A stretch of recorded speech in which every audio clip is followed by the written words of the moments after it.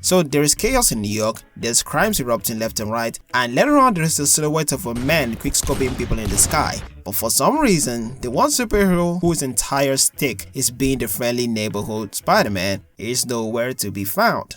Look, although this is not his fault, but I have to say this, Spider-Man, you're on fraud watch. I know it sounds wild, maybe even disrespectful to the face of Marvel, but let's be honest, it's starting to feel like the MCU just doesn't know what to do with this character anymore. Or worse, they do, but they just can't.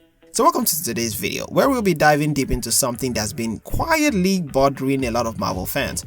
Or maybe just me. And it is something that recent Marvel projects like Daredevil, Born Again and Thunderbolts are really starting to highlight. Something that's been built in the background of Marvel. A Spider-Man who's somehow always missing from where he should matter most. Spider-Man is easily Marvel's most iconic character. Like, if the Avengers are the cool popular kids, then Spider-Man is that kid that built the school. He is Marvel and my favorite superhero of all things. But here's the thing, Marvel doesn't fully own him, and I think everyone knows that by now. Sony still holds film rights to Spider-Man. The MCU only gets to use him under specific agreement, deals that feel more like a weekend custody battles than an actual character integration. That's why when Spider-Man first popped up in Civil War, it felt like a miracle, like, oh wow, Sony and Marvel are finally playing it nice, let's go. And to be fair, Marvel did do a good job with him. Homecoming made Peter feel like a modern take on teen superheroes. Far From Home pushed him into Tony's shadow, and then No Way Home just blew everything wide open. But now it's been really quiet.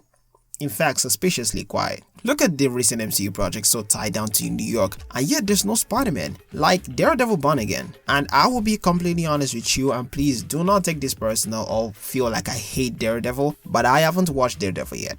Boo this man!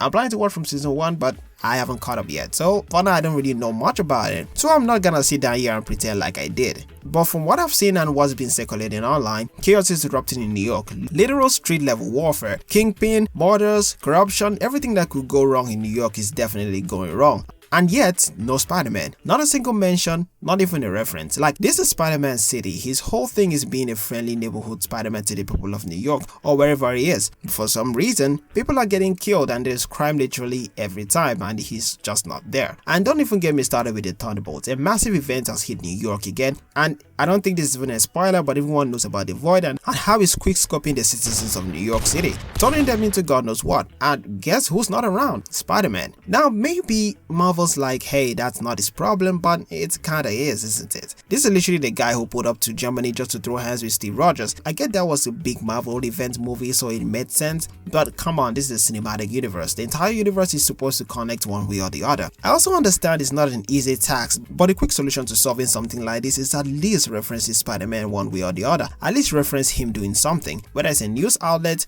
or just Jameson screaming his mouth off. It would at least make things make sense. We don't need Spider-Man to appear in every project, we just need to know he's always around and he's actually doing something. And the funny thing is that it's not just the Thunderbolts or Daredevil that this problem has been raised, but even something that is far back as the Hawkeye series, which, fun fact, clashed with the same time frame Spider-Man decided to embrace his Spider-Man life after the event of No Way Home. And it's also the same case of crime happening in New York and Spider-Man was just not there. The final battle with them fighting various criminals, you're telling me that Peter wasn't even out buying groceries at that time, or at least doing his daily superhero patrol. Let me not act like I don't know what's going on. It's not that Marvel forgot about Spider-Man, it's just that they literally can't always use him. Sony owns the character. Every appearance, every costume change, every second of screen time is probably a legal nightmare. You can feel it now more than ever. Like, the MCU is trying to build this big interconnected web, but the one guy who actually has webs isn't allowed to swing in. And that's the core of the problem. Spider-Man is stuck in limbo. The MCU builds around him like